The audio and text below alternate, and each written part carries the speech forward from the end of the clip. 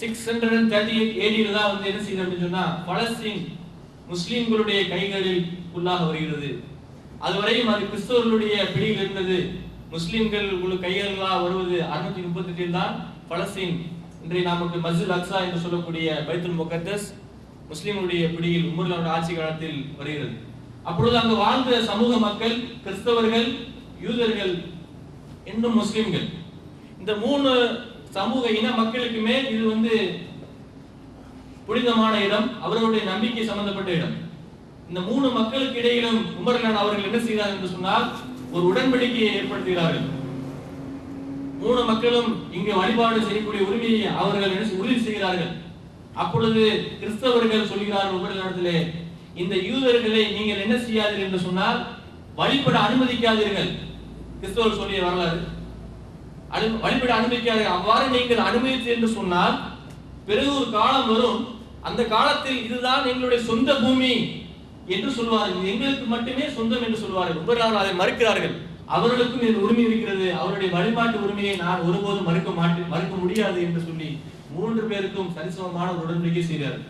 அவருடைய புனித ஒரு ஸ்தலமான பைத்துல் முகத்தஸில் பைலிக்வான் சொல்லக்கூடிய அழக்கூடிய செவர் ஒன்று இருக்கிறது. பைத்துல் மாலிலிருந்து பொது நிதியிலிருந்து அவர்கள் வருடம் ஒரு முறை விழா நடத்துவதற்கான ஏற்பாடுகள் செய்யப்படும். அவர்கள் தங்குவதற்கும் சமைப்பதற்கும் எல்லா விதமான ஏற்பாடுகளும் பொது நிதியிலிருந்து உமர் அவர்கள் செய்து கொடுத்தார்கள் என்பது வரலாறு. இதுக்கு முன்னாடி ஒரு சின்ன யூதர்கள் கிறிஸ்தவர்களுக்கும் இடையே உள்ள உறவை பற்றி நாம் புரிந்து கொள்ள வேண்டும்.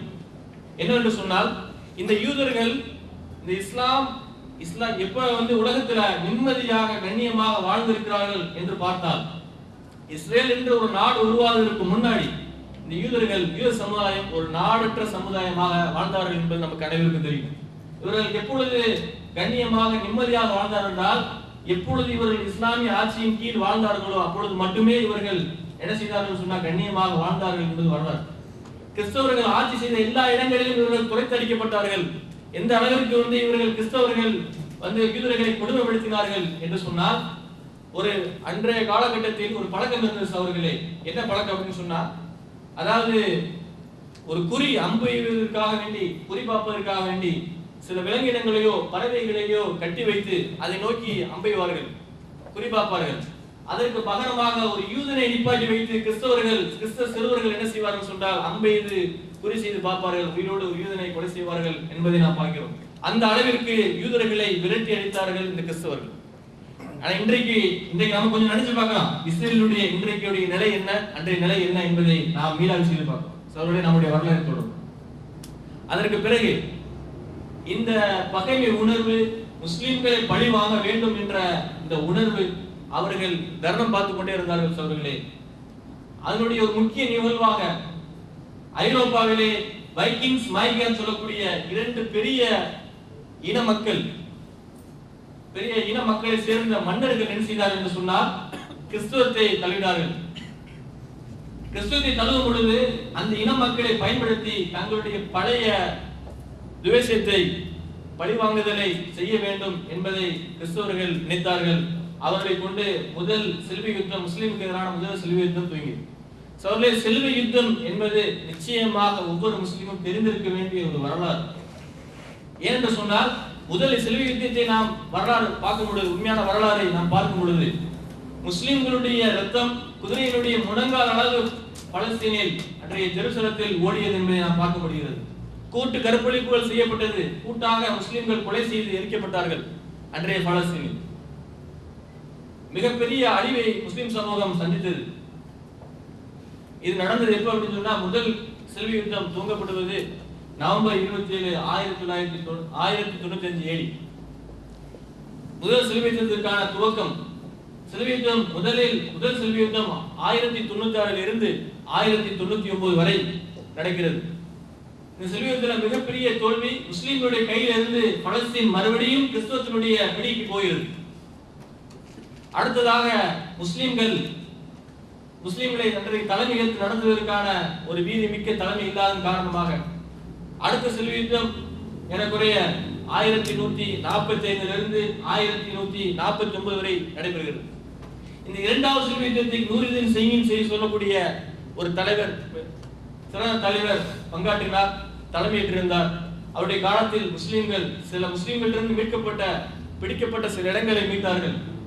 அதற்கப்புறம் மூன்றாவது சிலுவை யுத்தம் சுல்தான் சலாவி அய்யூபி ரஹ்மத்துல்லாஹி அவர்கள் பங்கேற்றார்கள். எப்படிப்பட்ட காலம் என்று சொன்னால், அந்த சிலுவை யுத்தத்தை விவரிக்கக்கூடிய வரலாற்று ஆசிரியர்கள் கூறுகிறார்கள், அது இஸ்லாத்திற்கு ஒரு யூட்டன். இஸ்லாம் என்ற ஒரு மார்க்கம் அதோடு முடிந்து விட்டது. உலகத்தில் இஸ்லாம் வாழ்ந்ததாக சரித்திரம் கிடையாது. உலகத்தில் இஸ்லாமிய பிரதிகள் குர்ஆன் என்பது கிடையாது. முஸ்லிம்கள் வாழ்ந்தார்கள் என்ற ஒரு சரித்திரமே கிடையாது என்பது போல முஸ்லிம்களை ஒட்டுமொத்த முஸ்லிம் சமூகத்திற்கும் விடப்பட்ட ஒரு அறைகூவல். சிலுவை யுத்தம் என்று சொன்னால் சிலுவையை அணிந்திருப்பார்கள், கையில் ஒரு சிலுவையை ஏந்திருப்பார்கள். அந்த சிலுவை யுத்தம் என்பது இரண்டு நாடுகளுக்கு மத்தியில் நடந்த ஒரு போர் அல்ல, மாறாக கிறிஸ்தவத்திற்கும் இஸ்லாத்திற்கும் நடந்த போர். கிறிஸ்தவர்கள் உலகத்தில் உள்ள எல்லா முஸ்லிம்களையும் நோக்கி இஸ்லாத்தையும் நோக்கி கொடுத்த ஒரு அறைகோல் தான் இந்த சிலுவை யுத்தம். அப்படிப்பட்ட அந்த காலத்திலே எப்படிப்பட்ட சமூக சூழ்நிலை முஸ்லிம் சமூகம் எந்த அளவிற்கு இருந்தது என்று சொன்னால், சகோதரர்களே, நாம் பார்க்க முடிகிறது, இன்றைக்கு என்ன குழப்பங்கள் இருக்கிறதோ அதை விட பன்மடங்கு குழப்பங்கள் அன்றைய காலகட்டத்தில் இருந்தது. எப்ப இந்த சிலுவை யுத்த வீரர்கள் இஸ்லாமிய நாடுகளை நோக்கி படையெடுக்கிறார்கள், என்ன அறைகூவலோடு படையெடுக்கிறார்கள் என்று சொன்னால், அதனுடைய டிக்ளரேஷன் ஆஃப் வார் என்ன அப்படின்னு சொன்னா, டமாஸ்கஸை கைப்பற்றுவோம், டமாஸ்கஸின் மூலமாக மதீனா செல்வோம், மதீனா சென்று நவுதுபில்லா ரசூலுல்லாஹி ஸல்லல்லாஹு அலைஹி வஸல்லம் அவருடைய கபரை தோண்டி அவருடைய சடலத்தை ஊர்வலமாக கொண்டு வருவோம். இதுதான் அந்த வாரின் டிக்ளரேஷன். இதற்கு என்ன தயாரிப்பு முஸ்லிம் சமூகத்தில் இப்படிப்பட்ட ஒரு டிக்ளரேஷன் செய்யும் பொழுது ஆர்ப்பரித்து அந்த கிறிஸ்துவ வீரர்கள் மமதையிலும் பெருமையிலும் செருக்கிலும் முஸ்லிம் சமூகத்தை இஸ்லாத்தை இன்றோடு நாம் ஒழித்து விடுவோம் என்ற முழு நம்பிக்கையோடு அவர்கள் வரும் பொழுது முஸ்லிம் சமூகம் என்ன தயாரிப்பில் இருந்ததுன்னு சொன்னால் எந்த தயாரிப்பும் இல்லை. முஸ்லிம் மன்னர்கள் அச்சத்தில் விழுந்திருந்தார்கள், தங்களை எவ்வாறு பாதுகாத்துக் கொள்ளலாம் என்ற முன்யோசனை இருந்தார்கள், என்ன விதமான சமாதான உடன்படிக்கை செய்து கொள்ளலாம், நம்முடைய குடும்பத்தையும் நம்முடைய ஆட்சியை பாதுகாக்க என்ன செய்யலாம் என்ற நிலையிலே அவருடைய மனதில் இருந்தது. சுல்தான் சலாஹுதீன் அய்யூபி ரஹ்மத்துல்லாஹி அலைஹி அவர்கள் ரொம்ப சிறிய ஒரு கூட்டத்தை திரட்டினார்கள். அவரிடத்தில் மிகப்பெரிய ஆட்சி அதிகாரம் இல்லை. எப்படிப்பட்ட குழப்பம் என்று சொன்னேன், எப்படிப்பட்ட குழப்பம் என்று சொன்னால், இன்றைக்கு நாம் பார்க்கிறோம் கருத்து குழப்பம். சமூக மக்கள் இது கூடுமா கூடாதா அப்படின்னு சொல்லி சின்ன சின்ன விஷயங்களுக்காக சமூகத்தை பிளவுபடுத்தக்கூடிய ஒரு நிலையை நாம் பார்க்கிறோம். ஒற்றுமை என்று சொல்லக்கூடிய பரவலான ஒரு விஷயத்தை இன்றைக்கு விட்டுவிட்டு சிறிய சிறிய விஷயங்கள் கருத்து வேறுபாடுகளுக்காக நம்மளுக்குள்ளேயே நாம் அடித்துக் கொள்ளக்கூடிய ஒரு நிலையை இன்றைக்கு நாம் என்ன செய்யறோம், பார்த்துக் கொண்டிருக்கிறோம். இது முஸ்லிம்களுடைய இன்றைக்கு மிகப்பெரிய பிரச்சனை. அன்றைக்கு அப்படிப்பட்ட ஒரு சூழ்நிலை இருந்தது. எப்படிப்பட்ட சூழ்நிலை என்று சொன்னால், நபி ஸல்லல்லாஹு அலைஹி வஸல்லம் அவர்களுடைய பெயருக்கு முன்னால் சையதினா என்று சொல்லலாமா கூடாதா என்று இரண்டு முஸ்லிம்கள் ஈஜிப்ட் தலைநகரில் டமாஸ்கஸில் என்ன செய்வார்கள் என்று சொன்னால், தலைநகரிலே டமாஸ்கஸில் என்ன செய்வார்கள் சொன்னால், விவாதித்துக் கொண்டு ஒருவருக்கு ஒருவர் கத்தியை வெட்டி குத்திக் கொள்வார். சொல்லலாமா கூடாதா, நபி ஸல்லல்லாஹு அலைஹி வஸல்லம் பேருக்கு முன்னாடி சையதினா சொல்லலாமா கூடாது, இதுதான் அவங்களுக்கு இருக்கக்கூடிய கருத்து வேறுபாடு. ஒருத்தர் சொல்லலாம், ஒருத்தர் சொல்லக்கூடாது. இப்படிப்பட்ட நிலையிலே அந்த முஸ்லிம் சமூகம் இருந்தது. சுல்தான் சலாஹுதீன் அய்யூபி ரஹ்மத்துல்லாஹி அலைஹி அவர்கள் இந்த சமூக குழப்பத்திலே விழவில்லை. முஸ்லிம் சமூகத்தை நோக்கி வரக்கூடிய அபாயத்தை அவர்களும் அந்த சமூக குழப்பத்தில் விழுந்திருந்தார் என்று சொன்னால் அல்லாஹ் பாதுகாக்கணும். அன்றைக்கு இஸ்லாத்தினுடைய முடிவுதான். அவர் என்ன செய்தார், வெறும் 40,000 சகோதரர்களை முஸ்லிம்களை திரட்டிக் கொண்டு ஹிட்டின் மலை அடிவாரத்தில் சந்தித்தார்கள். அந்த படையை சந்தித்தார்கள் சுல்தான் சலாஹுதீன் அய்யூபி ரஹ்மத்துல்லாஹி அலைஹி. அந்த 2,40,000 வீரர்கள், சிலுவை வீரர்கள் இருந்தார்கள். வெறும் 40,000 வீரர்கள் அழகான போர் தந்திரத்தை கையாண்டார்கள். அந்த ஹிட்டின் மலை அடிவாரத்தில் வெறும் 10,000 நபர்களை முன்னாடி காட்டினார்கள். சிலுவை வீரர்கள் அவருடைய மர்மையின் காரணமாக ஆர்ப்பரித்து இருந்தார்கள், சுற்றி வளைந்தார்கள் முஸ்லிம்கள். மிகப்பெரிய வெற்றி அல்லாஹ் தஆலா. இந்த வரலாறை நாம் எதற்காக சொல்கிறேன் என்று சொன்னால், நடக்கக்கூடிய பிரச்சனைகளை நாம் வரலாற்று பின்னணியோடு பார்த்தால்தான் சகோதரர்களே நமக்கு இன்றைக்கு என்ன பிரச்சனை நடந்து கொண்டிருக்கிறது என்பதை நாம் ஆழமாக புரிய முடியும். அதற்கப்பால் ஒரு முடிவுக்கு வந்தார்கள். சிலுவை யுத்தம் முடிவுக்கு வந்தது 1271 இருந்து 1272 கடைசி சிலுவை யுத்தம் நடக்கிறது. சிலுவை யுத்தத்தினுடைய முடிவு எப்படி இருந்தது அப்படின்னு சொன்னா, முதல் 2 சிலுவை யுத்தத்தில் முஸ்லிம்களுக்கு மிகப்பெரிய இழப்பு. அடுத்து வரக்கூடிய அனைத்து சிலுவை யுத்தத்திலும் முஸ்லிம்கள் வெற்றி அடைந்தார்கள். அதனுடைய முடிவு எப்படி என்று சொன்னால், ஒரு நிலையில் ஒரு சிலுவை யுத்தத்தினுடைய தோல்வி அடைந்து விட்டால் உடனே என்ன செய்வாங்கன்னா, போப்பை மாற்றி இன்னொரு போப்பை கொண்டு வந்துருவாங்க. நீதான் சரியில்லை, உன்னுடைய நிர்வாகம் சரியில்லை, இன்னொரு போப் வருவார். கடைசியில என்ன செஞ்சான்னு சொன்னா, ஒரு போப் வந்தார், விரக்தியில குழந்தைகள் இடத்துல வந்து வாளையும் கொடுத்து அனுப்பி போருக்கு அனுப்பினார். குழந்தைகள் இடத்துல சொல்றது இது ரெண்டு விதமாக சொல்லப்படுகிறது. ஒன்று விரக்தி, இன்னொன்று இந்த குழந்தைகள் போவாங்க, முஸ்லிம்கள் அவர்கள் அந்த குழந்தைகளை கொள்வார்கள். அப்படி கொண்டாவது நம்மளுடைய கிறிஸ்துவ மக்களிடத்துல மறுபடியும் ஒரு என்ன செய்யும், ஒரு எண்ணச்செட்டி உருவாகும், முஸ்லிம்களை அழிக்கணுங்கிற எண்ணம் உருவாகும். அதை கொண்டு நம்ம போரை நடத்தலாம் என்ற ஒரு மனநிலை. முஸ்லிம்கள் என்ன செய்தார்கள் சொன்னா, அந்த வாளை வாங்கி கொண்டு பழங்களையும் திராட்சைகளையும் அந்த சிறுவருடைய கையில் கொடுத்து அனுப்பினார்கள் என்பது வரலாறு.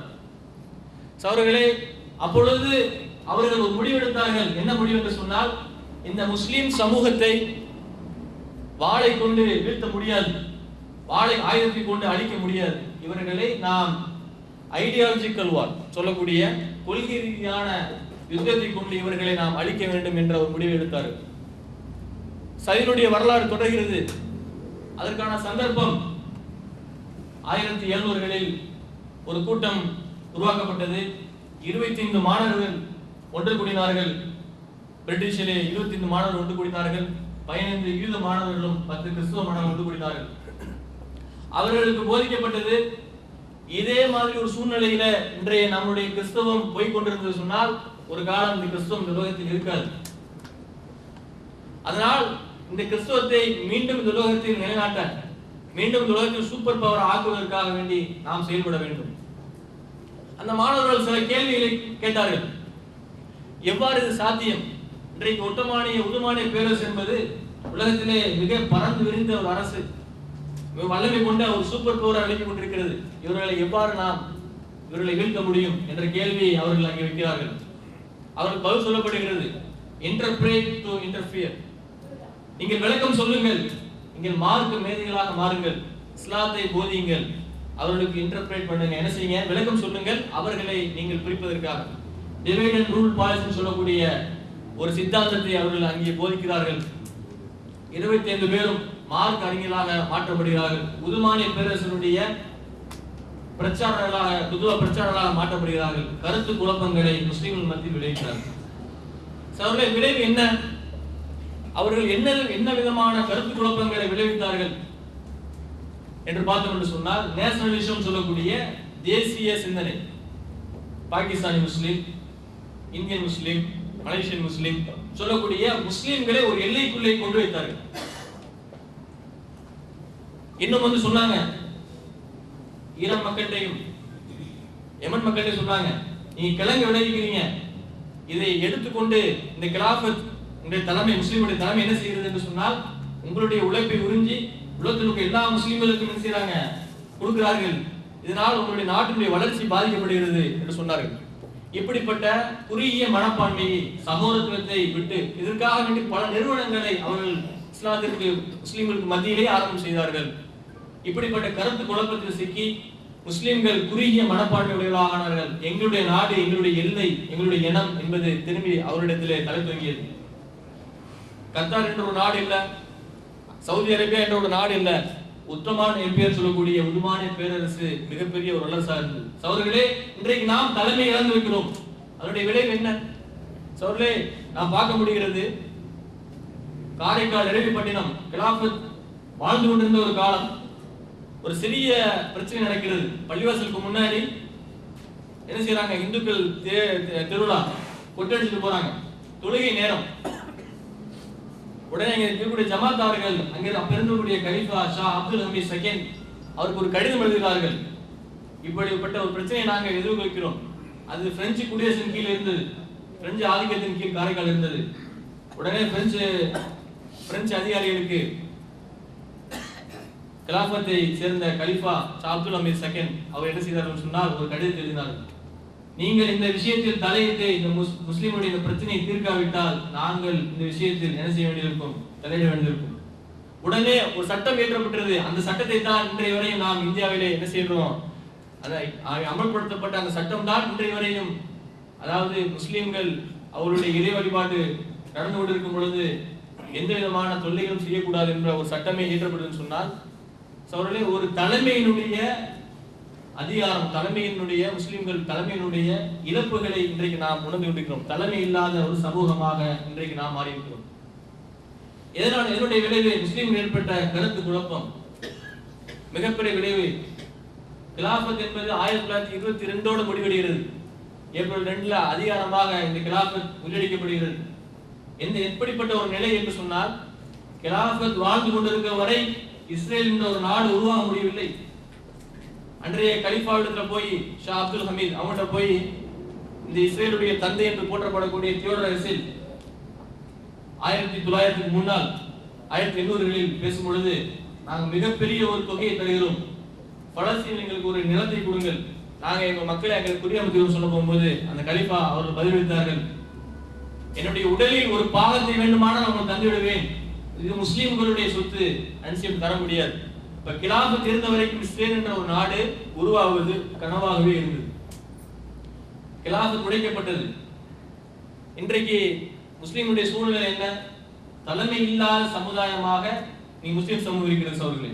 நபி ஸல்லல்லாஹு அலைஹி வஸல்லம் அவர்கள் சொன்னார்கள், எந்த நிலையிலும் முஸ்லிம் சமூகம் தலைமை இல்லாது இருக்கக்கூடாது. எந்த அளவிற்கு என்று சொன்னால், இருவர் நீங்கள் பிரயாணத்தில் சென்றாலும் ஒருவரை உங்களுக்கு தலைமையாக அமீராக்கிக் கொள்ளுங்கள். அவ்வாறு இல்லை என்று சொன்னால் இருவருக்கும் ஷைத்தான் என்ன செய்வான்? அமீராகி விடுவான். அவர்களே, இன்றைக்கு இது ஒரு மிகப்பெரிய முஸ்லிம்கள் சந்திக்கக்கூடிய பிரச்சனை. அதனுடைய விளைவுகளை இன்றைக்கு நாம் சந்தித்துக் கொண்டிருக்கிறோம். எதனால் இப்படிப்பட்ட பிரச்சனைகள், ஏன் இந்த முஸ்லிம்கள் தாக்கப்படுகிறார்கள், ஏன் முஸ்லிம்கள் எப்பொழுதுமே குறிவைக்கப்படுகிறார்கள் என்பதை நாம் பார்க்க முடியும். அதாவது இன்றைக்கு பலவிதமான கொள்கைகள் உலகத்தில் இருக்கிறது. எப்படிப்பட்ட கொள்கைகள் அப்படின்னு சொன்னா, கம்யூனிசம் சொல்லக்கூடிய ஒரு கொள்கை, ரஷ்யா சீனா போன்ற நாடுகளை இன்றைக்கு ஆண்டு கொண்டிருக்கக்கூடிய ஒரு கொள்கை. அதே போல கேபிட்டலிசம் சொல்லக்கூடிய முதலாளித்துவ கொள்கை, அமெரிக்கா போன்ற நாடுகளை, மேற்கத்திய நாடுகளை ஆளக்கூடிய கொள்கை. இவர்களுக்கிடையே மிகப்பெரிய கொள்கை யுத்தம், போர்கள், ஒருவரை அழிப்பதற்காக பலவிதமான முயற்சிகளை மறைமுகமாக நேரடியாக செய்து கொண்டிருப்பது நமக்கெல்லாம் தெரியும். ஆனால் இஸ்லாம் என்று வரும் பொழுது இவர்கள் எல்லாம் ஒரு அணியில் திரண்டு, இந்த ஜாகிலியா சக்திகள் எல்லாம் ஒரே அணியில் திரண்டு முஸ்லிம்களை பொது எதிரியாக பார்க்கிறார்கள். அல்லாஹ் குர்ஆனிலே சொல்கிறான், அவர்கள் நிராகரிப்பார்கள், அவர்களுக்கு மத்தியிலே நண்பர்கள் ஆவார்கள். இஸ்லாம் என்று வரும் பொழுது பொது எதிரியாக முஸ்லிம்களை நினைத்து முஸ்லிம்களை குறிக்கக்கூடிய ஒரு நிலை இன்றைக்கு இருக்கிறதை நாம் பார்க்க முடிகிறது. எந்த அளவிற்கு என்று சொன்னால், நம்ம ஏற்கனவே சொன்ன யூதர்களுடைய கிறிஸ்தவருடைய வரலாறு, ஏன் யூதர்களை கிறிஸ்தவர்கள் இந்த அளவிற்கு நையப்படுத்தார்கள், கொடுமைப்படுத்தினார்கள் என்று பார்க்கும் பொழுது, ஈசா அலைஹிஸ்ஸலாம், அதாவது ஜீசஸ் கிறிஸ்ட கொலை செய்தது அவர்களுடைய நம்பிக்கையின் அடிப்படையிலே ஒரு யூதர், சிலுவையில் அறைந்தது ஒரு யூதன், அவருடைய வரலாறு அடிப்படையில். அதனால் ஒவ்வொரு கிறிஸ்தவர்களும் யூதர்களும் பரம விரோதிகளாக இருந்தார்கள்.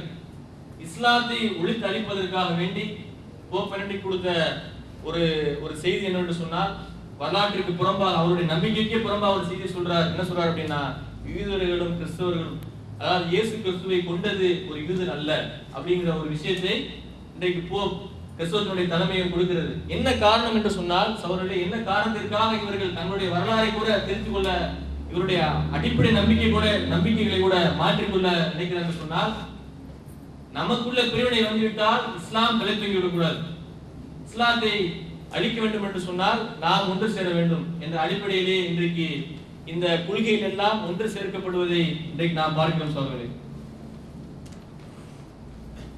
சாமுவல் பி ஹண்டிங்டன் என்று சொல்லக்கூடிய பென்டகனுடைய ஆலோசகர், ராணுவ ஆலோசகர், ஒரு புத்தகம் எழுதினார், கிளாஸஸ் ஆஃப் சிவிலைசேஷன் அந்த new making of world order. அதாவது கலாச்சார மோதல்களும் உலகத்தை மறுபடியும் புனரமைக்கக்கூடிய கட்டளைகளும் என்ற அடிப்படையிலே ஒரு புத்தகம் எழுதினார். அதில் அவர் சொல்லுவார், 2025 முஸ்லிம்கள் சமூகத்திலே 60% இளைஞர்கள் இருப்பார்கள். அந்த நிலையிலே உலகத்தில் உள்ள எல்லா சமூகத்தையும் முஸ்லிம், அதாவது இளைஞர்களுடைய சக்தி, இளைஞர் சக்தி என்பது மிக குறைவாக இருக்கும். அதை நாம் அழிக்க வேண்டும் என்று சொன்னால் இன்றையிலிருந்து, இன்றைக்கு பிறக்கக்கூடிய இன்றைக்கு குழந்தைகளை நாம் அழிக்கிறதுக்கான செயல் திட்டங்களை தீட்ட வேண்டும். இன்றைக்கு அதனுடைய விளைவுகளை நாம் பார்க்கிறோம் சகோதரர்களே. ஈராக்கில் மட்டும் மருத்துவம் வசதி இல்லாமல் மட்டுமே இறந்து போன குழந்தைகளுடைய எண்ணிக்கை 5 லட்சத்திற்கும் அதிகமானது. புள்ளிவிவர அடிப்படையில் உண்மையான தகவல்கள் இதை விட அதிகமாக இருக்கலாம் சகோதரர்களே. 2040 அவர் இன்னும் சொல்கிறார், 2040 இஸ்லாம் முஸ்லிம்கள் உலகத்திலே ஒரு சிறந்த அதிகார மையத்தில் இருப்பார்கள், அதிகாரிகளாக அவர்களுடைய கைகளில் அதிகாரிகளாக இருப்பார்கள். அதை நாம் இன்றிலிருந்தே தடுக்க வேண்டும். அதற்காக செயல்படுத்தக்கூடிய திட்டங்கள் தான் millions of billions of dollars என்ன செய்யப்படுது அப்படின்னு சொன்னா, முஸ்லிம்களையும் இஸ்லாத்தையும் தீவிரவாதமாக சித்தரிப்பதற்காக வேண்டி திட்டங்களை தீட்டப்படுகிறது. இன்னைக்கு நாம் பார்க்கிறோம் எவ்வளவு இலக்கணங்கள் நந்தோ சொல்லி காட்டுவது போல நிறைய இலக்கணங்கள் முஸ்லிம்களுக்கு எதிரான இலக்கண போர்களை தொடுத்திருக்கிறார்கள். ஊடக போரை முஸ்லிம் எதிராக தொடுத்திருக்கிறார்கள். இன்னும் முஸ்லிம் உலகத்தை அழிப்பதற்காக உலகம் முழுவதும் முஸ்லிம் நாடுகளிலே யுத்தத்தை நடந்து கொண்டிருக்கிறார்கள். இப்படிப்பட்ட நிகழ்வுகளை நாம் பார்க்கிறோம். ஏன் இப்படிப்பட்ட நிலை இந்த முஸ்லிம் சமூகத்திற்கு?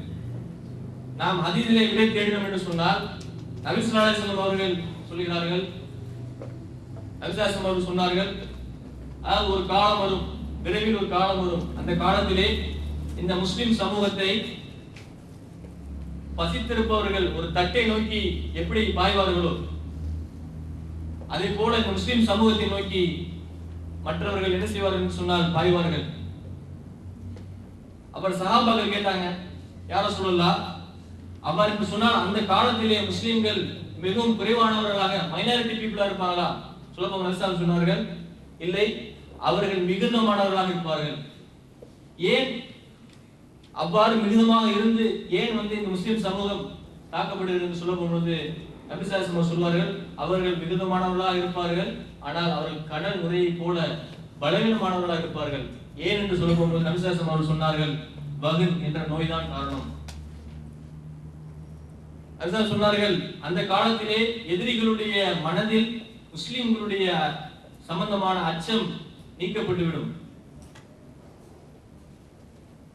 வகன் என்றால் என்ன எப்படி சொல்லி ஒரு சஹாபி கேட்கும்போது நபி ஸல்லல்லாஹு சொன்னாங்க, வகன் என்றால் ஹுப்பு துன்யா வ கராஹியத்துல் மௌத், அதாவது துன்யாவை உலகத்தை நேசிப்பதும் மௌத்தை வெறுப்பதும் ஆகும் அப்படின்னு நபி ஸல்லல்லாஹு சொன்னாங்க.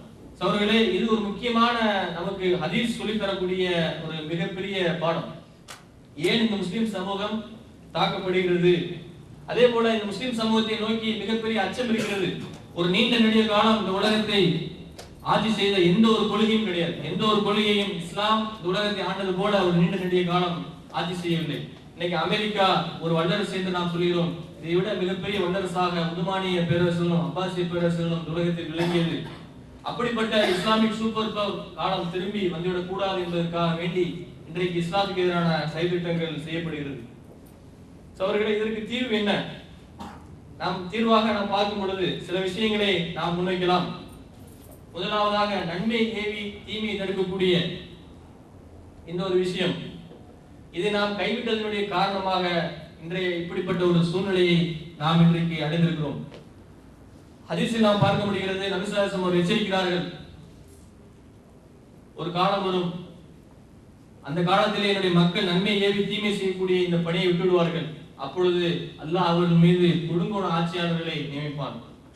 நபி ஸல்லல்லாஹு அலைஹி வஸல்லம் இன்னும் எச்சரிக்கிறார்கள், நீங்கள் நன்மை ஏவி தீமையை விட்டுவிட்டு என்று சொன்னால் நீங்கள் நடு வீட்டில் இருந்தாலும் அல்லாஹ் உங்களை கேவலப்படுத்துவான், இந்த சமூகத்தை அல்லாஹ் கேள்விப்படுத்துவான் என்று நபி ஸல்லல்லாஹு அலைஹி வஸல்லம் அவர்கள் எச்சரிக்கக்கூடிய ஒரு விஷயத்தை நாம் பார்க்கிறோம்.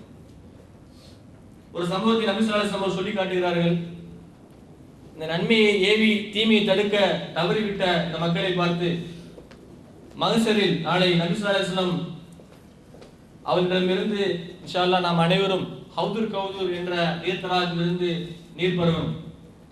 அன்றைய மறுமை நாள் மிகவும் கொடூரமானது. செப்பு தரையினால் ஆயிருக்கும், சூரியன் பணமழை அளவு உயர் அளவிலே இருக்கும், அதனுடைய வெப்பத்தின் காரணமாக செப்புத்தரை உருகி ஓடிக்கொண்டிருக்கும். இந்த நிலையிலே முஸ்லிம்கள் அன்று தன்னுடைய பாவத்தின் அளவு வேர்வையிலே மூழ்கி இருப்பார்கள். அப்படிப்பட்ட முஸ்லிம்கள், அப்படிப்பட்ட மக்களுக்கு நபி ஸல்லல்லாஹு அலைஹி வஸல்லம் உம்மத்துக்கு ஹவுதுல் கவுதுர் சொல்லக்கூடிய நீர் தடாகம், அதிலிருந்து யார் நீரை வாங்கி அறிந்து பருகிறார்களோ அவர்கள் இந்த மறுமை நாளுடைய அமளிகளிலிருந்து பாதுகாப்பு பெறுவார்கள். அப்படிப்பட்ட உடனே மக்கள் என்ன செய்வார்கள் சொன்னால், நபி ஸல்லல்லாஹு அலைஹி வஸல்லம் அவர்களை நோக்கி விரைந்து செல்வார்கள் அந்த ஹவுதுல் கவுதுர் நீர் தடாகத்திலிருந்து நீரை பருவதற்காக வேண்டி. அப்பொழுது நபி ஸல்லல்லாஹு அலைஹி வஸல்லம் அவர்கள் என்ன செய்வார்கள் சொன்னா, அள்ளி கொடுத்து கொண்டிருப்பார்கள். ஒரு கூட்டம் வரும், நபி ஸல்லல்லாஹு அலைஹி வஸல்லம் அவர்கள் கிட்ட நெருங்க வரும். மலக்குமார்கள் சாட்டையால் அடித்து அவர்களை விரட்டுவார்கள். நபி ஸல்லல்லாஹு அலைஹி வஸல்லம் சொல்வார்கள், என்னுடைய உம்மத் ஏன் அவர்களை அடித்து விரட்டுகிறீர்கள்? மலக்குமார்கள் நபி ஸல்லல்லாஹு அலைஹி வஸல்லம் பதில் சொல்வார்கள், யா ரசூலுல்லாஹ், இவர்கள் யார் என்று உங்களுக்கு தெரியாது. இவர்கள் யார் என்று சொன்னால், நீங்கள் மறைந்ததுக்கு அப்புறம் உங்கள் மார்க்கம் அழிக்கப்படும் பொழுது இவர்கள் அதற்காக தங்களுடைய நெத்தியிலே சுருக்கமுடன் விழாதவர்கள், அதற்காக எந்த விதமான முயற்சிகளும் எடுக்காத சோழர்கள். இன்றைக்கு நாம் இந்த ஹதீஸினுடைய அடிப்படையிலே நம்மளை நாம் மீளாய்வு செய்து பார்க்க வேண்டும் சோழர்களே. இப்படிப்பட்ட நிலை நாளைக்கு அல்லாஹ் பாதுகாக்க வேண்டும் சோழர்களே. நபி ஸல்லல்லாஹு அலைஹி வஸல்லம் கருணை எப்படி இருக்கும் என்று சொன்னால், நாளைக்கு காபிர்களுக்காக கூட நாளைக்கு மஹ்ஷரில் நபி ஸல்லல்லாஹு அலைஹி வஸல்லம் அவர்கள் சிபாரிசு செய்வார்கள். எதற்காக சிபாரிசு செய்வார்கள் சொன்னால், நரகத்தில் அவருடைய வேதனை குறிக்க சொல்லி நபி ஸல்லல்லாஹு அலைஹி வஸல்லம் அவர்கள் சிபாரிசு செய்வார்கள். ஆனால் இப்படிப்பட்ட மக்களை நோக்கி நபி ஸல்லல்லாஹு அலைஹி வஸல்லம் அவர்கள் தங்களுடைய முகத்தை திருப்பிக் கொள்வார்கள் என்று ஹதீஸில் வருவதை நாம் பார்க்கிறோம் சோதரர்களே. இப்ப நன்மை ஏவி தீமை தடுக்கக்கூடிய அந்த ஒரு விஷயத்தை நாம் இந்த விஷயத்திற்கு தீர்வாக இந்த கருத்தரங்கத்தின் மூலமாக உங்களிடத்திலே நாம் வைக்கிறோம். இன்னும் இந்த விஷயத்தை உணர்ந்த நம்முடைய மூதாதையர்களுடைய சில படிப்படிக்குரிய சம்பவங்களை நாம் பார்க்கும் பொழுது, மேற்குறிப்பிட்ட சுல்தான் சலாஹுதீன் ரஹ்மத்துல்லாஹி அவர்கள் வெகு காலமாக சிரிக்க மறுத்தார்கள். சிரிப்பை அவருடைய புன்னகையை அவருடைய முகத்திலிருந்தே பார்க்க முடியாது. மக்கள் கேட்டார்கள், ஏன் நீங்க சிரிக்கவே மாட்டீங்க? அப்படி சொல்ல போகும்போது அவங்க சொன்னார்கள், பைத்துல் முகத்தஸ் கிறிஸ்தவர்களுடைய கையில் இருக்கிறது, இராக்குடைய கையில் இருக்கிறது. நான் சிரிப்பதற்கு அல்லாஹ்வின் முன்னாடி வெட்கப்படுகிறேன். அவருடைய இந்த கடமையை அவர்கள் எந்த அளவிற்கு உணர்ந்தார்கள் என்பதை நாம் இந்த வாக்கியத்தின் வாயிலாக பார்க்கலாம். உமர்லான் அவர்கள் சொன்னார்கள், யார் ஜாகிலியாவை மட்டும் அறிந்து இஸ்லாத்தை அறியவில்லையோ அவர்கள் இஸ்லாத்தை குழி தோண்டி பொறித்து விடுவார்கள் என்று நான் அஞ்சுகிறேன் என்று நபி ஸல்லல்லாஹு அலைஹி வஸல்லம் உமர்லான் அவர்கள் சொன்னதை நாம் பார்க்கிறோம். இன்றைக்கு நாம் எந்த அளவிற்கு இஸ்லாத்தை தெரிந்து வைத்திருக்கிறோமோ, இஸ்லாத்துக்கு எதிரான சதிகள், இஸ்லாம் முஸ்லிம் உலகத்தில் நடக்கக்கூடிய பிரச்சனைகளை பற்றி குறைவான அறிவுடையவர்களாக இருக்கிறோம். இதன் ஒரு காரணமாக இன்றைக்கு இஸ்லாம் பிரிதோங்கி பதிக்கப்படும் என்பதை உமர்லான் அவர்கள் எச்சரிக்கிறார்கள். அதே போன்று ஒரு விஷயத்தை நான் உங்களிடத்துல நிச்சயமாக பகிர்ந்து கொள்ள விரும்புகிறேன். என்ன விஷயம் அப்படின்னு சொன்னா, ஒரு கருத்து இன்னைக்கு இருக்கிறது சோழர்களே. அதாவது ஹதீஸில் வந்துவிட்ட ஒரு செய்தி தான் இது. முஸ்லிம் இடத்திலே பிரச்சனைகள் வரும், முஸ்லிம் இடத்திலே குழப்பம் வரும், முஸ்லிம்கள் பிரிவார்கள், 84 கூட்டமாக முஸ்லிம்கள் ஆவார்கள் என்பது போன்ற ஒரு செய்திகளை இன்றைக்கு நாம் இப்படிப்பட்ட ஒரு கருத்தாக நம்மிடத்திலே பெரும்பாலான மக்களிடம் இருக்கிற சோழர்களே. சொல்லப்பட்ட செய்திகள் ஹதீஸ்கள் முன்னறிவிப்புகள் எதற்காக என்று சொன்னால், ஒரு மகனிடத்திலே தந்தை சொல்கிறார், அப்பா ஒரு காலம் வரும், அப்ப இந்த கடையை ஒப்படைச்சிட்டு போகும்போது ஒரு மகன் தந்தை சொல்றாரு, இந்த கடையை வச்சுக்கப்பா, ஒரு காலம் வரும், திடீர்னு செய்வாங்கன்னா சில பேர் ரைட் உடைப்பாங்க, கல்லாப்பட்டி காசு எடுப்பாங்க, நீ கவனம் பார்த்துக்கன்னு சொல்லிட்டு போறாரு. அப்ப மகன் கடை நடத்திட்டு இருக்காரு. அது தந்தை சொன்னது போல ஒரு காலம் வருது, ஒரு கலவரம் நடக்குது, அங்க லைட்டை உடைக்கிறாங்க, கல்லாப்பட்டி காசு எடுக்கிறாங்க. அவரோட மகன் நினைக்கிறாரு, ஆமா கரெக்டா அதான் சொன்னாரு, கரெக்டா நடக்குது, லைட்டை உடைச்சுட்டாங்க, கரெக்ட், அடுத்து கல்லாப்பட்டியில காசு எடுத்துட்டாங்க, கரெக்டா நடக்குதுன்னு சொல்லி என்ன போமா. சோழர்கள் எதற்காக சொல்லப்படுதுன்னு சொன்னால், சோழர்கள் இது நமக்கு அதாவது ஒரு எதிர்மறை சிந்தனை உருவாக்குவதற்காக அதிக சமம் சொல்லப்படவில்லை. எச்சரிக்கை செய்தார் நபி ஸல்லல்லாஹு அலைஹி வஸல்லம், இப்படிப்பட்ட குழப்பங்கள் வரும், இதிலிருந்து உங்களை நீங்கள் பாதுகாத்துக் கொள்ளுங்கள், உங்களை நீங்கள் ஒருங்கிணைத்துக் கொள்ளுங்கள். அதனால் நிச்சயமாக முஸ்லிம்களும் இஸ்லாமும் என்ன செய்யும் சொன்னா வலிமைப்படுத்தப்படும், இஸ்லாம் நிச்சயமாக மேலோங்கும், இஸ்லாம் மண்ணில் நிலைநாட்டப்படும். இதில் எந்த விதமான சந்தேகமும் கிடையாது. என்னுடைய உரையை இறுதியாக அல்லாஹ்வுடைய வசனத்தை கொண்டு முடிவு செய்கிறேன். யுரீதுன லியுத்ஃபிஊன நூரல்லாஹி பிஅஃப்வாஹிஹிம் வல்லாஹு முத்திம்மு நூரிஹி வலவ் கரிஹல் காஃபிரூன். சூரத் சஃப்னுடைய 8வது வசனம். அல்லாஹ் அந்த வசனத்திலே குறிப்பிடுகிறார், காபிர்கள் இறை நிராகரிப்பார்கள் அல்லாஹ்வுடைய பிரகாசத்தை தங்களுடைய வாயினால் ஊதி அணைக்கலாம் என்று நினைக்கிறார்கள். அவ்வாறல்ல, அவர்கள் வெறுத்த போதிலும் அல்லாஹ் தன்னுடைய பிரகாசத்தை நிறைவாக ஆக்கி வைப்பான். சொல்லுடைய நிச்சயமாக இந்த நம்பிக்கையினோடு நாம் செயல்படுவோம். நமக்கு மீது இருக்கக்கூடிய கடமைகள், இந்த நிகழ்வில் நமக்கு சொல்லப்பட்ட விஷயங்கள், இன்றைய தினத்திலிருந்து நாம் ஒரு உறுதிமொழி எடுத்துக்கொள்வோம். இன்ஷா அல்லாஹ் இந்த சமூகத்தை கட்டியமைக்க எல்லா வழிகளிலும் நாம் பாடுபடுவோம். அல்லாஹ் உங்களுக்கு எனக்கும் அப்படிப்பட்ட இதாயத்தை தந்தருடைய தருவனாக வாங்கியிருந்தவானா. அல்ஹம்துலில்லாஹி ரப்பில் ஆலமீன்.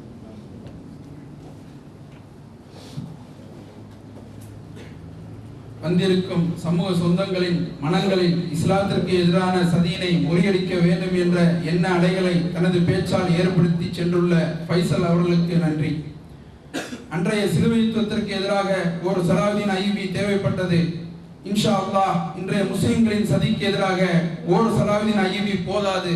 எனவே பல்லாயிரம் சலாவுதீன் அய்யூபிகளை நாம் தயார் செய்வோமாக என்று உங்களிடம் கேட்டுக்கொள்கின்றேன்.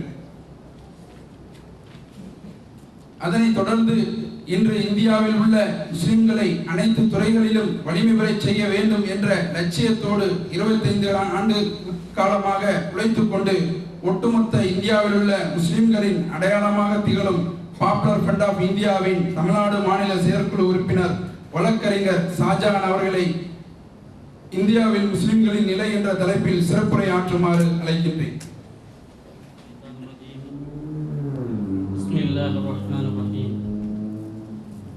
அல்ஹம்துலில்லாஹி ரப்பில் ஆலமீன் வஸ்ஸலாத்து வஸ்ஸலாமு அலா ரசூலில் கரீம்.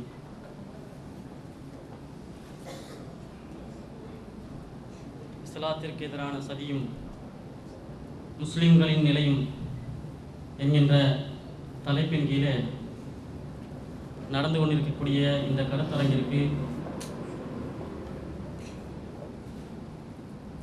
தலைமையுரை ஆற்றிய கண்ணியத்திற்குரிய டத்தோ ஹாஜி ஜமருல் கான் அவர்களே, என்னுடைய கிராத்தை ஓதி தொடங்கி வைத்த கண்ணியத்திற்குரிய இமாம் முஹம்மது அப்ராருல் ஹக் அவர்களே, வரவேற்பு நிகழ்த்திய முகமது ஜின்னா அவர்களே, அறிமுக உரையாற்றிய வேங்கை இப்ராஹிம் அவர்களே, உலகளாவிய அளவில் இஸ்லாத்திற்கு எதிரான சதிகள் எவ்வாறு நடந்து கொண்டிருக்கின்றது என்கிற அடிப்படையில் ஒரு நீண்டதொரு உரையை ஆற்றி அமர்ந்திருக்கின்ற சகோதரர் தமீம் ஃபைசல் அவர்களே, மற்றும் இஸ்லாமிய நற்பணி மன்றம் சார்பாக தன்னுடைய தள்ளாத வயதிலும் இதற்காக அர்ப்பணிப்பதற்காக இங்கு நிறைவுரையாற்ற இருக்கின்ற அன்பு சகோதரர் அப்துல் சுபஹான் அவர்களே, மற்றும் இங்கு திரளாக குழுமியிருக்கக்கூடிய சகோதரர்களே, பெரியோர்களே, நம் அனைவரின் மீதும் ஏக இறைவனின் சாந்தியும் சமாதானமும் உண்டாவதாக. அஸ்ஸலாமு அலைக்கும் வரஹ்மத்துல்லாஹி வபரகாத்துஹு. சகோதரர்களே, உலகளாவிய அளவில் எவ்வாறு இஸ்லாத்திற்கு எதிரான சதிகளும் இஸ்லாத்திற்கு எதிரான சதித்திட்டங்களும் நடைபெற்றுக் கொண்டிருக்கின்றது என்கின்ற ஒரு அடிப்படையில் நமக்கு ஒரு அழகிய செய்தி சொல்லப்பட்டது.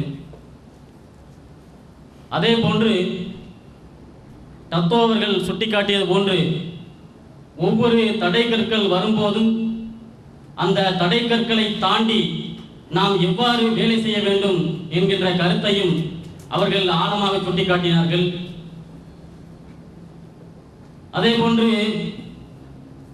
களத்தில் பிரச்சனைகள் என்பது முஸ்லிம் சமூகத்திற்கு யதார்த்தமான ஒன்று. அப்படி வரும் பொழுது அதை எதிர்கொள்வதற்கு நம்மை தயார் செய்து கொள்வோமேயானால் நம்மால் இன்ஷா அல்லாஹ் எதையும் சாதிக்க முடியும்.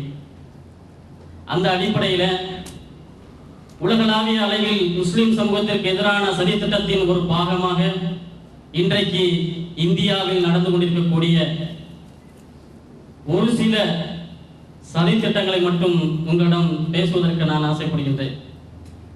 சகோதரர்களே, இந்தியா என்பது நமக்கெல்லாம் தெரியும். அது ஒரு அனைத்து மதத்தினரும் வாழக்கூடிய ஒரு ஜனநாயக நாடு. அதை குறிப்பாக சொல்வது என்று சொன்னால், இந்த நாட்டினுடைய முதல் பிரதமராக இருந்த ஜவஹர்லால் நேரு அவர்கள் அழகாக சுட்டிக்காட்டினார்கள். வேற்றுமையில் ஒற்றுமை என்கிற தாரக மந்திரத்தை கொண்டிருக்கக்கூடிய பல்வேறு கலாச்சாரங்களை, பல்வேறு மொழிகளை, பல்வேறு இனங்களை கொண்டிருக்கக்கூடிய ஒரு பல்வேறு மலர்கள் பூத்து கொடுக்கக்கூடிய ஒரு அழகிய பூந்தோட்டம் தான் நமது இந்திய தேசம் என்று அழகாக சுட்டிக்காட்டினார்கள். அந்த அடிப்படையில் தான் இந்தியாவில் வாழக்கூடிய அனைத்து தரப்பு மக்களுக்கும், அது இந்துக்களாக இருந்தாலும் சரி, கிறிஸ்தவர்களாக இருந்தாலும் சரி, முஸ்லிம்களாக இருந்தாலும் சரி, அனைவருக்கும் ரைட் டு ஈக்குவாலிட்டி, சட்டத்தின் முன் அனைவரும் சமம் என்கின்ற ஒரு கோட்பாட்டின் அடிப்படையில் தான் இந்தியாவுடைய அரசியல் அமைப்பு சட்டம் இன்றைக்கு இயங்கிக் கொண்டிருக்கிறது. சட்டம் இருக்கிறது, அது இயங்கிக் கொண்டிருக்கிறதா என்கிறதை இன்றைக்கு நடக்கக்கூடிய நடைமுறையின் அடிப்படையில் நாம் இன்ஷா அல்லாஹ் பார்ப்போம்.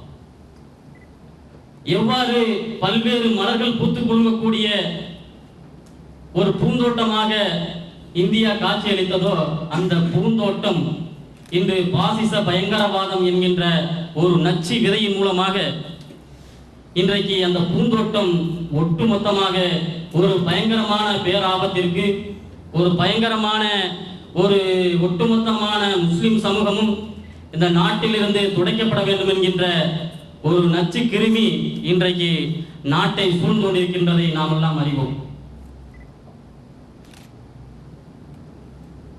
சகோதரர் ஃபைசல் அவர்கள் அழகாக சுட்டி காட்டினார்கள், வரலாறு தெரியாதவன் வரலாறு படைக்க முடியாது.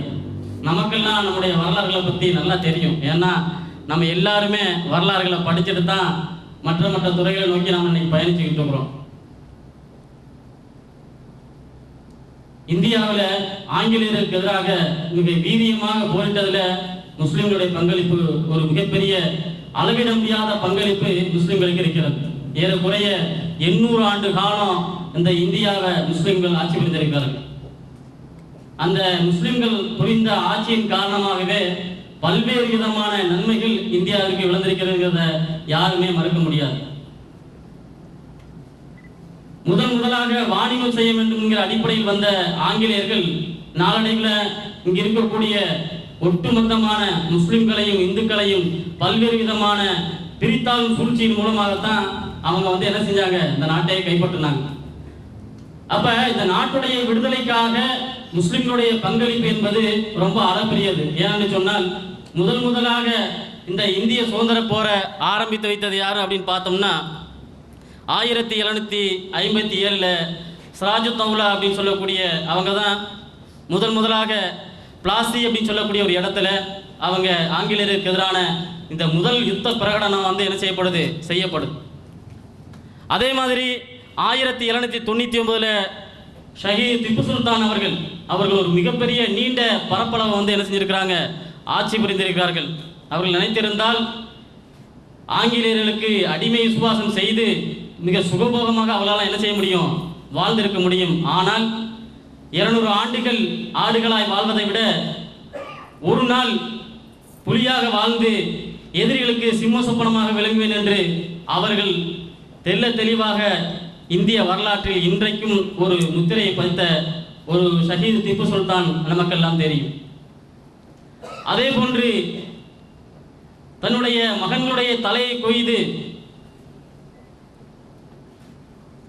இதனுடைய நிலையை பாருங்கள் என்று இந்திய சுதந்திரத்திற்காக பாடுபட்ட பகதூர் ஷா அவர்களிடத்தில் கொண்டு வந்து வைக்கும் போது அவர்கள் சொன்ன வார்த்தை, நான் மட்டுமல்ல ஒட்டுமொத்தமான என்னுடைய இந்திய மக்களுடைய ஒட்டுமொத்தமான சூழலும் இது போன்றதொரு நிலையாக இருக்குமேனால் இறைவனுடைய நாட்டப்படி ஒட்டுமொத்தமான அர்ப்பணிப்பும் இதற்காக இருக்க வேண்டும் என்கின்ற ஒரு வாசகத்தை தான் அவர்கள் கூறுவதை நாம் பார்க்கின்றோம்.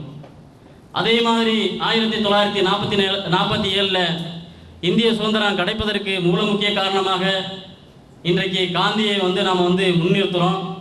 அன்றைக்கு அவர்களுக்கு முழுமையாக உதவியாக ஒட்டுமொத்தமான அந்த விடுதலைக்கு பாடுபட்டதில் ஆலிம்களுடைய பங்களிப்புகளும் முஸ்லிம்களுடைய பங்களிப்புகளும் மிகப்பெரிய அதிகம். எந்த அளவுக்கு என்றால் தங்களுடைய சதவீதத்தை விட அதிகமான அளவு அர்ப்பணித்தவர்கள் முஸ்லிம்கள் என்கின்ற ஒரு வரலாற்றை நாம் பார்க்க முடிகிறது. அப்படிப்பட்ட ஒரு சிறந்த தலைமுறையாக இருந்த முஸ்லிம் சமூகம் இன்றைக்கு எப்படிப்பட்ட ஒரு சூழ்நிலைக்கு தள்ளப்பட்டிருக்கிறது என்று சொன்னால், தேச பிரிவினைக்கு காரணமானவர்கள் தீவிரவாதிகள், பயங்கரவாத செயலை செய்யக்கூடியவர்கள் என்கின்ற ஒரு நிலைக்கு தள்ளப்பட்டிருக்கிறார்கள் என்று சொல்வதை விட அதற்கு பின்பாக ஒரு மிகப்பெரிய சதித்திட்டம், ஒரு நீண்டகால ஒரு சதித்திட்டம் சங் பரிவார பாசிச கும்பல்களால் இன்றைக்கு நிகழ்த்தப்பட்டு கொண்டிருக்கிறது. நமக்கெல்லாம் தெரியும், இன்றைக்கு பிரதமர் வேட்பாளராக நியமிக்கப்படக்கூடிய பாரதிய ஜனதா பார்ட்டியினுடைய ஒரு பிரதமர் வேட்பாளராக கொண்டு வரக்கூடிய மோடியினுடைய ஒரு அந்தஸ்து எப்படி காட்டப்படுகிறது, எவ்வளவு முஸ்லிம்களை அவர்கள் கருவறுத்தார்கள். இந்த நாட்டிலே ரத யாத்திரை என்கிற பேரில் ரத்த ஆறை ஓற்றிய அத்வானி இன்றைக்கு ஒரு மிதவாத தலைவராக பார்க்கக்கூடிய அளவிற்கு ஒரு ட்ராமா இன்னைக்கு என்ன செஞ்சுட்டு இருக்கு, நடந்துக்கிட்டு இருக்கு. 2 பார்ட்டா பிரிஞ்சு நிற்கிற மாதிரியான ஒரு வியூ வந்து இன்னைக்கு என்ன செஞ்சுட்டு இருக்கு, நடந்துக்கிட்டு இருக்கு. ஆனால் இன்றைக்கு ஒட்டுமொத்தமாக முஸ்லிம் சமூகத்திற்கு எதிராக எப்படிப்பட்ட சதிகள் எல்லாம் நடந்து கொண்டிருக்கிறது அப்படிங்கிறதுக்கு நம்ம ஒவ்வொரு சில தலைப்புகளை பார்த்தா நல்லா இருக்கும்.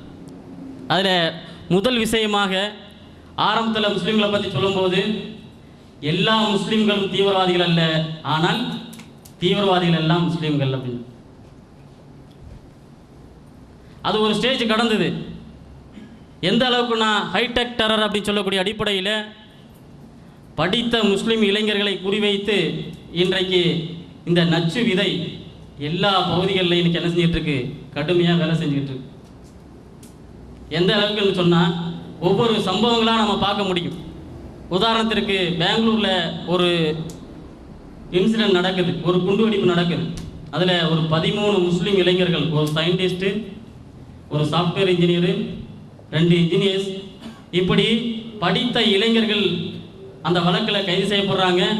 பின்னால் அந்த வழக்கிலிருந்து அவர்கள் விடுதலை செய்யப்படுகிறார்கள். எந்த அளவிற்கு என்று சொன்னால்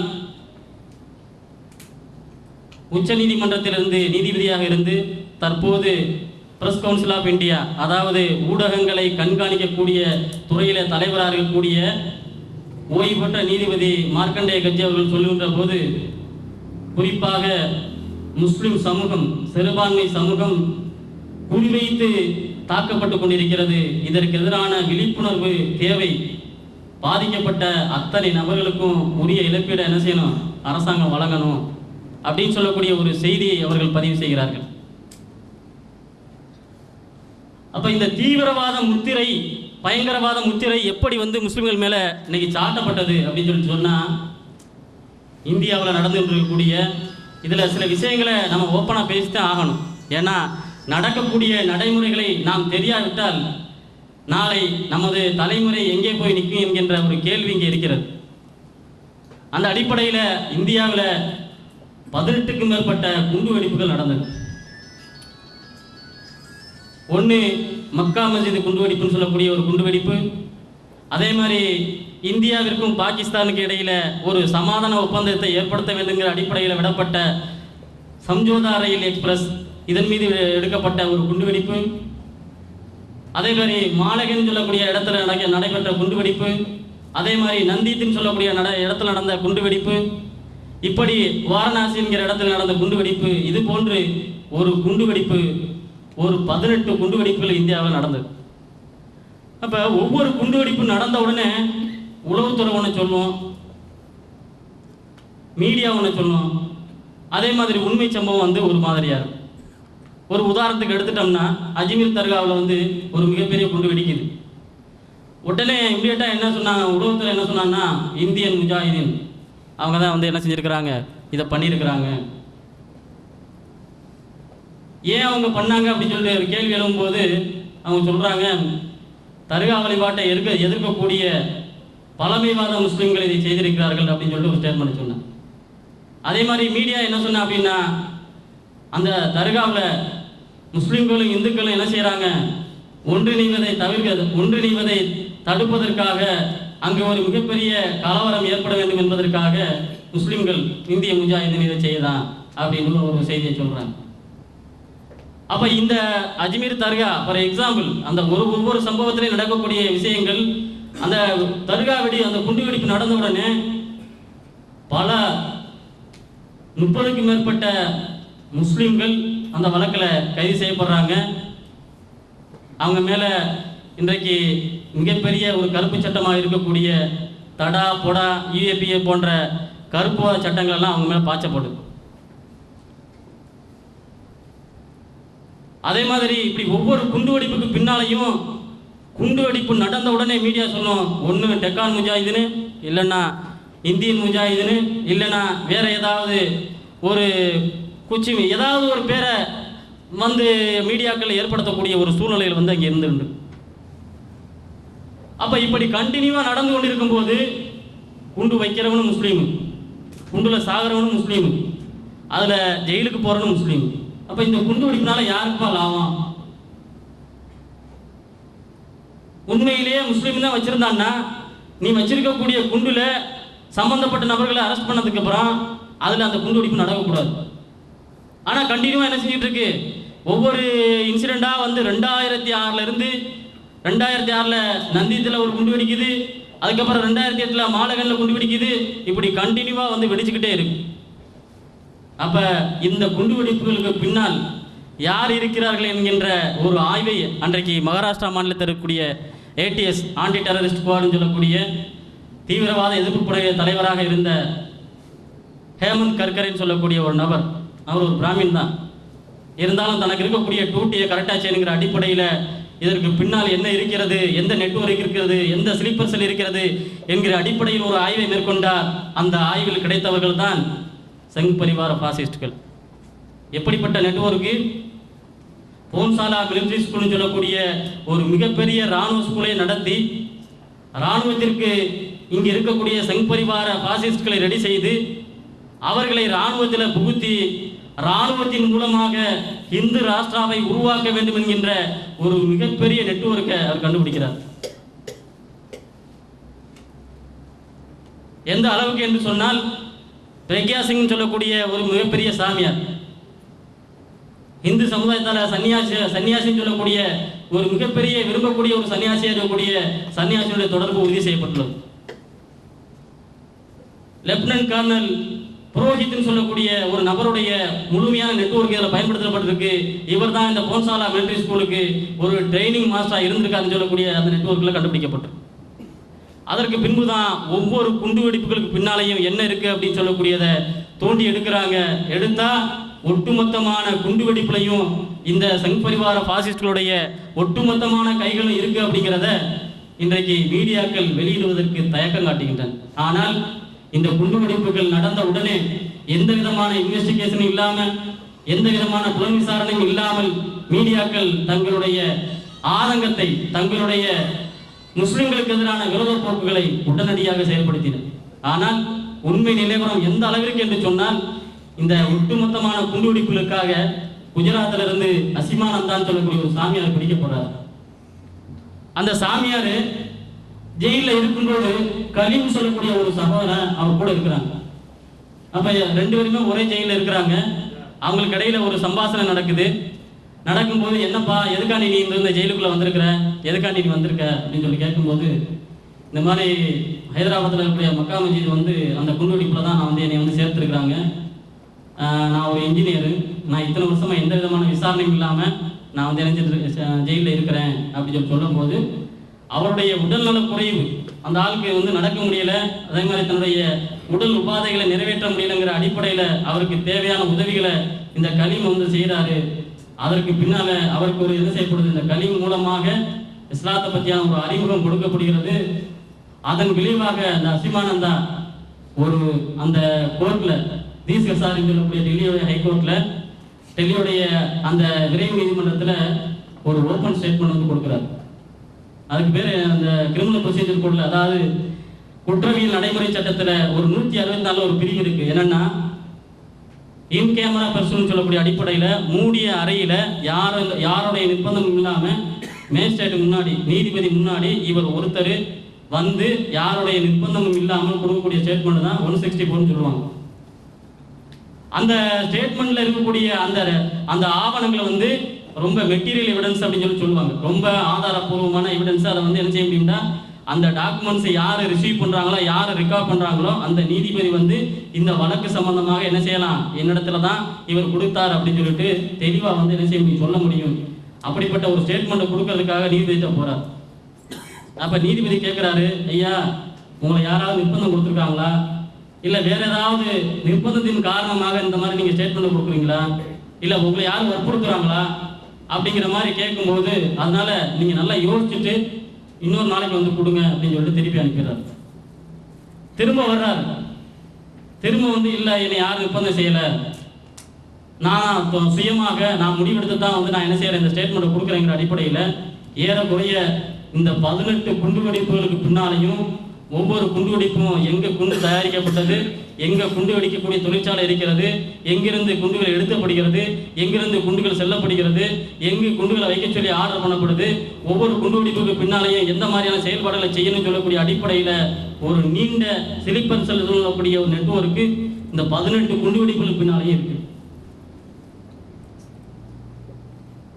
அப்போ உண்மையான பயங்கரவாதிகள் யார்? அப்ப இப்படிப்பட்ட பயங்கரவாத செயல்களை செய்யக்கூடிய எந்த அளவுக்கு என்று சொன்னால், அந்த ஹேமந்த் கர்கரே கொல்லப்படக்கூடிய நேரத்தில் உள்துறை அமைச்சராக இருந்த, ஹோம் டிபார்ட்மெண்ட்ல இருந்த சிதம்பரம் சொல்றாரு, காவி பயங்கரவாதம், சஃபரன் டெரரிசம் சொல்லக்கூடிய காவி பயங்கரவாதம் முஸ்லிம் இளைஞர்களையும் முஸ்லிம்களையும் இந்த நாட்டிலிருந்தே முழுமையாக அப்புறப்படுத்தக்கூடிய ஒரு செயலை செய்திருக்கிறது என்கின்ற ஒரு ஸ்டேட்மெண்ட் வருது. காவி பயங்கரவாதம் அந்த நாட்டையே துண்டாடிக்கிட்டு இருக்கு அப்படின்னு சொல்லக்கூடிய ஒரு ஸ்டேட்மெண்ட் வருது. ஆனால் இப்படிப்பட்ட காவி பயங்கரவாதத்தை நிகழ்த்தியவர்கள் மீது எந்த விதமான கருப்பு சட்டங்களோ எந்த விதமான தடா புடா போன்ற சட்டங்களோ பாயவில்லை. மாறாக இந்த வழக்குகளில் பொய்யாக சேர்க்கப்பட்டிருக்கக்கூடிய அத்தனை முஸ்லிம் இளைஞர்களின் மீதும் UAPA போன்ற unlawful terrorist activities of terrorist act சொல்லக்கூடிய குற்ற தடுப்பு குற்ற நடவடிக்கை தடுப்பு சட்டம் சொல்லக்கூடிய பேர்ல அதுக்கு பெயிலும் கிடையாது, வெளியிலே வர முடியாது, குற்றத்தை நிரூபிக்க வேண்டிய பொறுப்பு இவருக்கு இருக்குன்னு சொல்லக்கூடிய அடிப்படையில் ஒரு கொடிய சட்டங்களாக இருக்கக்கூடிய தடாபடா போன்ற சட்டங்களின் கீழே இன்றைக்கும் பொய்யாக அந்த வழக்கில் சேர்க்கப்பட்டிருக்கக்கூடிய முஸ்லிம்கள் வாடிக்கொண்டிருக்கிறார்கள் என்பதுதான் வேதனை சோகம். ஆமீர் கான் என்ற ஒரு சகோதரன், இவன் 18 வயசுல டெல்லியில் நடந்த ஒரு 20 குண்டுவெடிப்புகளில் இவன் தான் காரணம் அப்படின்னு சொல்லிட்டு பிடிக்கப்படுறார். 10 வருஷம் கழிச்சு எல்லா வழக்குகளுமே இவர் மேல் போடப்பட்ட வழக்குகள் பொய்யான வழக்குகள் தான் எல்லாமே அப்படின்னு சொல்லிட்டு 18 வழக்குகள் விடுதலை செய்யப்படுது. 2 வழக்குகளில் ஒரு வழக்கு உயர்நீதிமன்றத்தால் விடுதலை செய்யப்படுது. ஒரு வழக்குகளில் இன்றைக்கு அவருக்கு நடந்து கொண்டிருக்கிறது.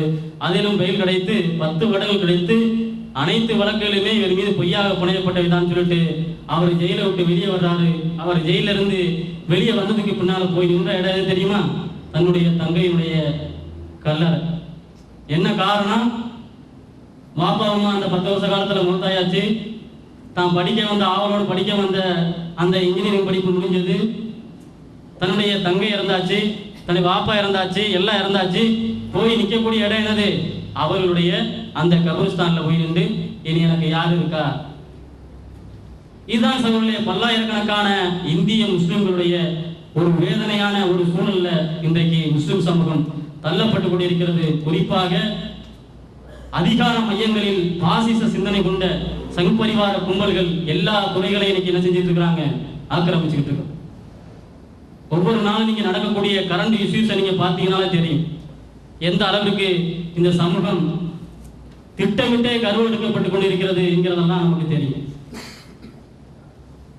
சரி, ஏதோ குண்டுவெடிப்பின் தான் முஸ்லிம்கள் தீவிரவாதிகளாக சித்தரிக்கப்படுறாங்க, இவங்களுக்கு வேற ஏதாவது ரெமெடி கிடைக்குமா அப்படிங்கிற அடிப்படையில் மற்ற துறைகளை